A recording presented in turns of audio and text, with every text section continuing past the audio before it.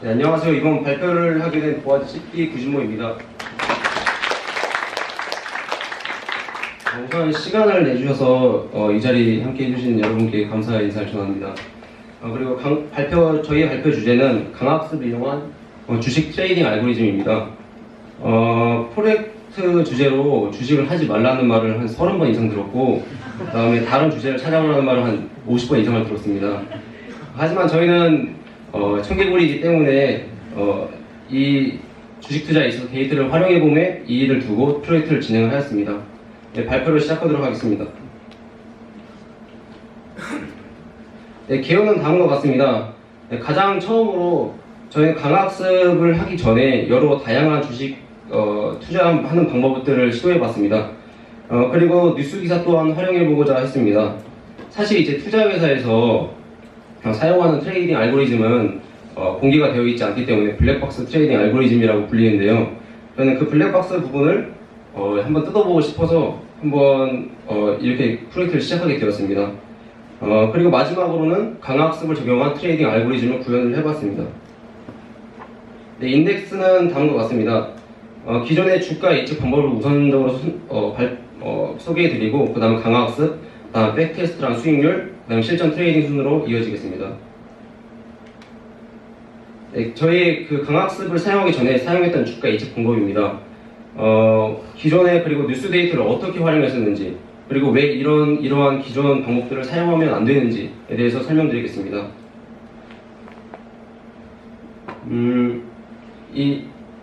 프로세스는 다음과 같이 진행됩니다. 크롤링을 통해서 먼저 데이터를 수집을 하고, 그리고 데이터 전처리 과정을 거치고 데이터 모델링, 그리고 다음날의 주가 등락을 예측하는 방법이었습니다. 하지만 저희 강학습을 그리고 사용하기 전에 저희 목표는 다음날에 이 주가 종목이 오를지 내릴지 단순히 등락을 예측하는 것이었습니다. 절차를 조금 더 자세히 살펴보면 처음에 데이터 수집을 할 때 크롤링을 사용했었습니다. 시가총액 300에 해당하는 네이버 금융 홈페이지에서 시가총액 300에 해당하는 리스트들을 크롤링했고요. 그리고 그 300에 해당하는 날짜, 종가, 저가 등 차트 데이터를 가져왔습니다. 그리고 코스피의 지수도 반영하고 싶어서 코스피 지수도 가져왔습니다. 그리고 가져온 데이터를 시계열 변수와 주가와 관련 보조 지표들을 계산해서 데이터를 추가해 주었습니다. 주로 RSI나 MACD 오실레이터, 스토캐스틱 오실레이터 이런 등등 다양한 보조 지표들을 계산하고 데이터에 추가를 하였습니다. 이러한 보조 지표를 좀 간단하게 소개해드리면 주로 RSI는 과매수와 과매도를 알려주는 지표입니다. 주로 주식하는 사람들이 RSI를 본다고 그러면 일반적으로 70 이상일 때 매수 포지션을 잡고 30 이하일 때는 매도 포지션을 잡습니다. RSI의 산출 과정은 오른쪽에 있는 표와 같습니다. 그리고 그 다음으로는 거래 정지 이유별 데이터 수정을 해주었습니다. 예를 들어서 액면 분할 기업이 있는데 대표적으로 삼성전자가 액면 분할한 기업입니다.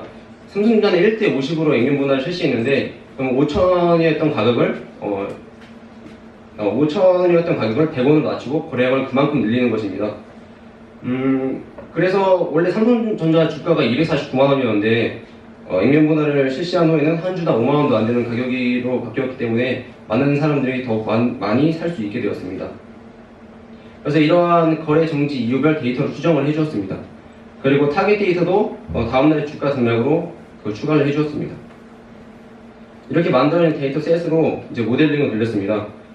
총 10개의 모델을 돌렸을 때 K4를 적용해서 각 종목별로 평균 예측 정확도를 계산해 보았습니다. 그럴 때 한국요리, 아모레퍼시피구, 그다음 맥쿼리, 인프라, 동원산업 등 예측이 좋아야 60% 초반대가 나왔습니다. 그래서 저희는 이 정도의 정확도의 투자를 맡기기에는 많이 부족하다 생각해서 이 방법을 사용하지 않기로 했습니다. 그리고 기존에 저희가 뉴스 기사 데이터를 사용했던 활용 방법입니다. 종목에 관한 뉴스 기사들을 변수로 사용하고, 그리고 다양한 형태에서 분석기를 사용해서 전처리를 하였습니다. 그리고 딥러닝 모델을 구축해서 등락을 예측을 해보았습니다. 예시로 아모레퍼시픽에 관한 뉴스 기사들을 가져왔는데요. 총 5년치에 해당하는 10만 개 뉴스를 가져왔습니다. 이때 제목, 내용, 날짜 등 가져왔었고, 그에 해당하는 차트 데이터도 함께 가져왔습니다. 이번에 카카오에서 새로 나온 카이라는 그 형태석 분석기가 있는데 저희는 그것도 같이 함께 사용해봤습니다. 그래서 카이, 스토리NLP, 뭐 포NLP 여러 개를 사용해서 스킵그램 모델을 이용을 했습니다.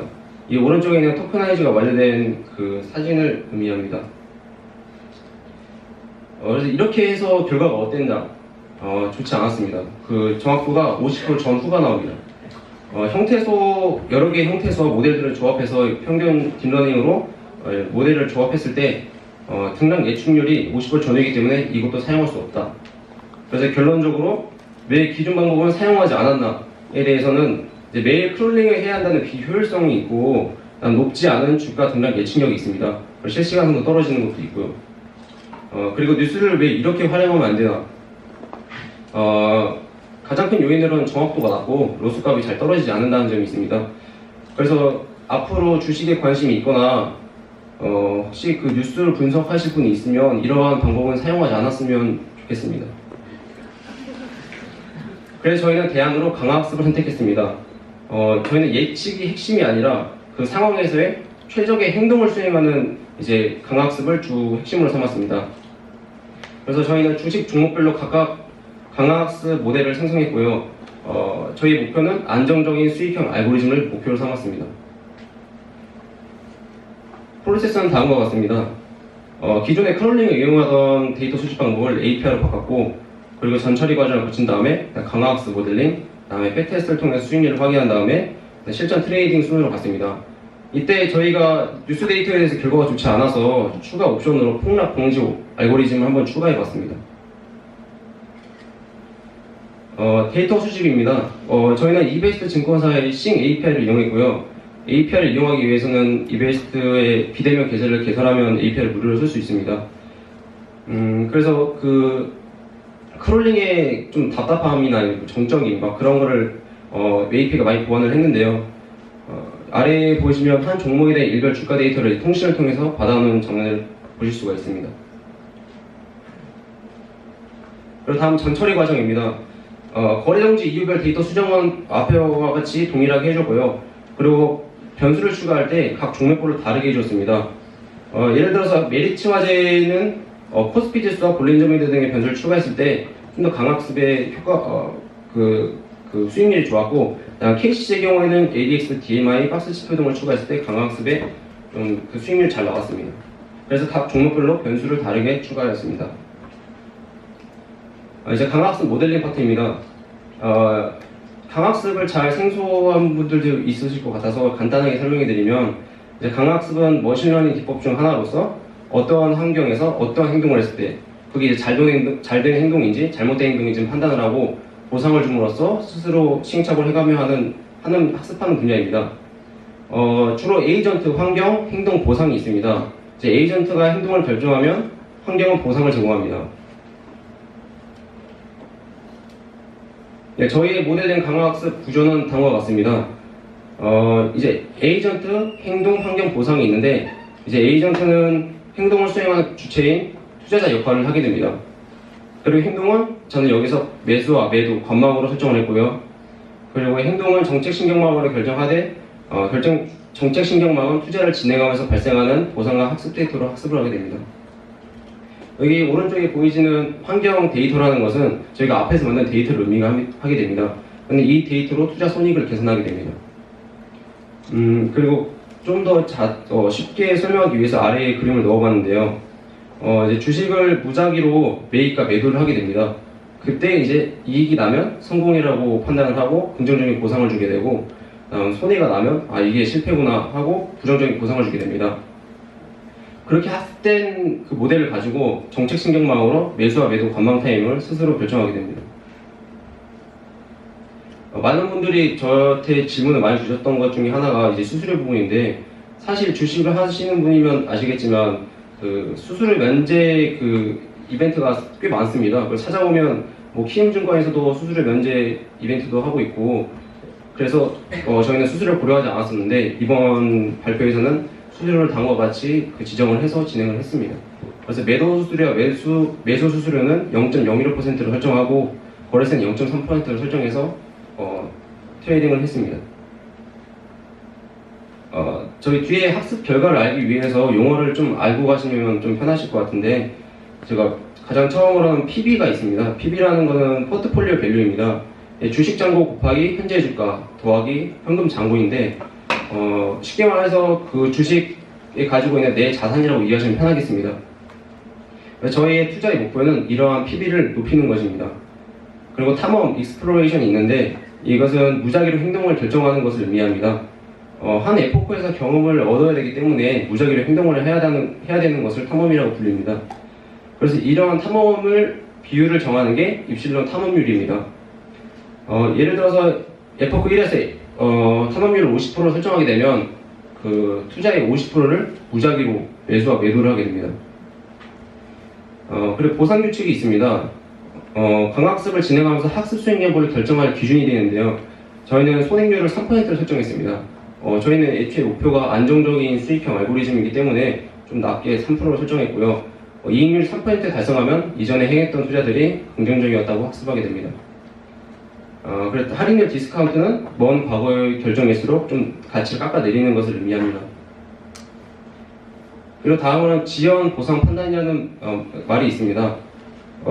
예를 들어서 쉽게 설명하면 지연 보상 임계치라는 그런 게 있는데, 지연 보상 임계치를 초과하는 수익이 났으면 이전에 행했던 행동들이 잘했다고 보고 긍정적으로 학습하게 됩니다. 또한 초과하는 손실이 났으면 이전의 행동들에 문제가 있다고 보고 부정적으로 학습하게 됩니다. 그래서 저희는 신경망으로는 강학습에 들어간 신경망으로는 LSTM 신경망 구조를 사용했고요. 총 5개의 히든 레이어로 구성되어 있고, 입력층은 학습 데이터 차원과 그다음에 에이전트 상태가 들어 있습니다. 그리고 출력층은 저희가 매도 관망했을 때 그때 그 포트폴리오를 가치를 높일 확률을 의미하게 됩니다. 저희 강학습 기법으로 Q러닝을 사용하지 않고 정책 경사를 사용한 데에는 다음과 같은 이유가 있습니다. Q러닝과는 다르게 기대 손익을 예측하는 것이 아니라 단순히 현 상황에서 어떤 행동이 더 좋은지를 판단하게 됩니다. 그리고 그 드롭아웃도 50% 설정해서 과적값을 피했고요. 각 종목에 대해서 학습이 끝나면 HDF 파일로 저장을 해서 사용을 했습니다.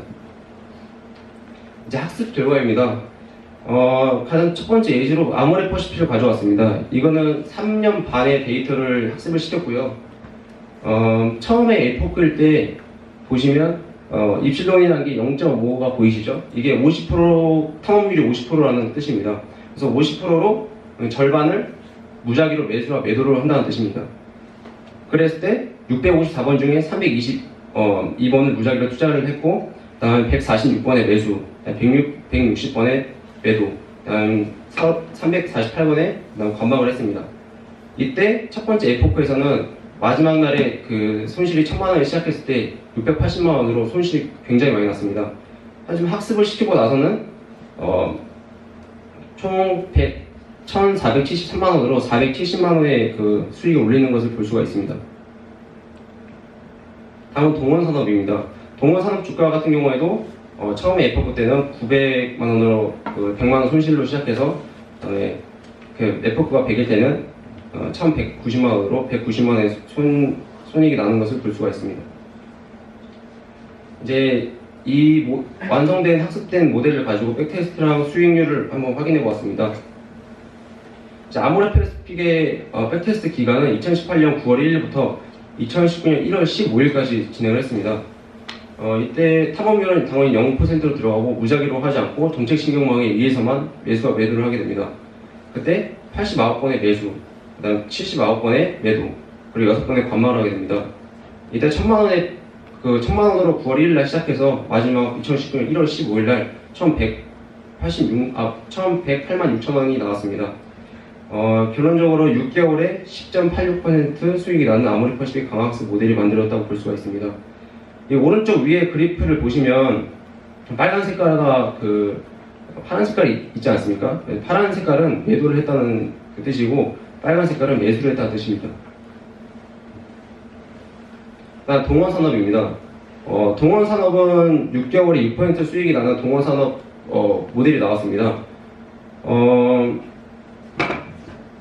이 동원산업을 가져온 이유는 따로 있는데 사실 이 동원산업 백테스트 기간은 되게 하락하는 구간이었습니다. 오른쪽 그래프를 보시면 실제로도 9월 1일부터 1월 15일까지 굉장히 많이 하락하는 추세를 보이는 주가였습니다. 하지만 저희 모델을 적용했을 때 여기서 89건 중에서 72번은 관망하라고 여기서 결론을 내주었습니다.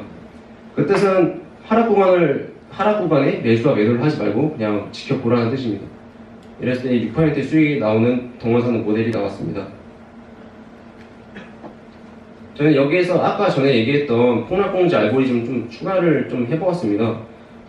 이 본 알고리즘은 실험용으로 저희가 지금 현재 테스트 중이면서 어떻게 테스트하고 있는지 약간 간략하게 설명해 드리겠습니다. 지금 뉴스 데이터를 좀 활용해 보고 싶어서 실시간으로 점수를 계산해서 그리고 그 점수가 이제 폭락이 탐지가 된다 싶은 그 시점을 잡아내는 그 알고리즘이라고 보면 되겠습니다. 형태소 총 4개를 사용해서 뉴스를 파싱을 했고요. 주가 등락이 심했을 때 그 등락 이전에 나온 뉴스들을 직접 모았습니다. 그랬을 때 각 뉴스마다 긍정이나 부정 뉴스를 분류한 작업을 저희가 일일이 거친 다음에 단어마다 긍정, 부정 뉴스에 등장한 빈도수를 카운트했습니다. 그래서 DIFF 디퍼런스를 저희는 계산을 했고요. 오른쪽에 보시면 아모레퍼시픽이 실제로 폭락한 전에 나왔던 그런 기사들입니다. 뭐 중금속이나 화장품 환불 이런 얘기도 들어가 있고 그런 것들을 이제 저희가 좀 찾아서 만든 결과 환불, 회수, 검출, 블룸버그, 메디안, 가습기 등이 나왔을 때 좀 안 좋은 부정적인라고 볼 수가 있습니다. 그리고 이거는 저희 나름대로 그냥 어떤 변수가 유의미한지 몰라서 저희 임의대로 변수를 만들어 봤습니다. 뭐 스트렝스 1, 2부터 포스트 카운트 1, 2, 3, 그다음 네거티브 1, 2, 3 이렇게 저희 임의대로 한번 만들어 봐서 이걸 테스트 진행 중입니다. 다음은 일별 뉴스 처리인데요. 처리를 하면 다음과 같이 스코어 값으로 나오게 됩니다. 근데 이거를 일별 평균을 해서도 사용해보고 일별 썸머를 해서도 사용을 해보았습니다. 그래서 과연 이러한 폭락 알고리즘은 어떻게 진행되는지 말씀드리겠습니다. 사실 폭락을 안정적인 수익을 내는 데는 폭락 알고리즘이 제대로 만들어져야 됩니다. 그래서 저희는 컴퓨터 성능이 그렇게 많이 좋지 않기 때문에 20분별로 종목마다 알고리즘을 다 돌렸습니다. 그리고 시간대별로 긍부정 점수를 계산해서 부정 점수가 높아진 시점을 포착하고 그리고 부정 점수와 MACD 불효지폐 매도 신호를 확인한 다음에 두 변수가 함께 위험이 포착되면 시간과 상관없이 다 전량 매도하라는 이런 알고리즘을 만들었습니다. 테스트용으로 아모레퍼시픽과 본느 두 개의 종목에 대해서 실행을 해봤습니다. 이제 마지막으로 실전 트레이딩입니다. 저희는 이러한 결과물을 가지고 실전 주식 투자에 참여를 했습니다. 실전 트레이딩에서는 저희는 F풀을 100이 아니라 1000번씩 실행을 해왔고요. 저희의 트레이딩 전략도 같이 추가로 사용을 했습니다. 저희의 트레이딩 전략은 매수와 매입은 하루에 한 번만 한다. 근데 언제 하느냐? 장후 시간에 종가에 한다. 라고 정했습니다. 그리고 트레이딩은 중장기 기준으로 합니다. 단기로도 해보니까 단기는 수수료를 고려했을 때 좀 비효율적인 것 같아서 트레이딩을 중장기 기준으로 하는 것으로 결정했고요. 그리고 폭락 알고리즘으로 폭락이 이상이 된다면 시간과 상관없이 매도를 하게 됩니다. 그리고 또 RSI 불효지표를 사용해서 매도를 한다면 과매수와 과매도의 비율을 좀 설정해 봤습니다. 저희는 저희 시작한 지 얼마 안 돼서 3일간의 지금 트레이딩 기간이 있습니다. 이번 주 수, 목, 금 동안 실제로 트레이딩을 했고 그 트레이딩에 사용한 종목은 다음과 같습니다. 메리츠화재부터 동원산업까지 총 16개의 종목들을 사용했습니다. 첫째 날입니다. 첫째 날에 강학습 후 강학습이 어떠한 행동을 내리는지 표로 정리한 것입니다. 메리츠화재부터 본느까지는 매수하라고 신호가 나왔습니다. 그래서 저희는 이 5개의 종목들을 매수를 했습니다. 그랬을 때 총 매입 금액은 900만원을 매입했고요. 보유 주식 개수는 5개를 했으니까 5개가 있겠죠. 그리고 수익률은 다음날에 봤을 때 0.27%가 나왔습니다. 평가손익은 24,580원이 나왔습니다. 둘째 날에 강학습 후 행동을 해보니까 아모레퍼시픽과 본느는 팔라고 했고 뭐 기아차, 골든브릿지 증권, 그다음에 뭐 현대차증권, KCC 등은 이제 추가적으로 매수를 하라고 이제 행동이 나왔습니다.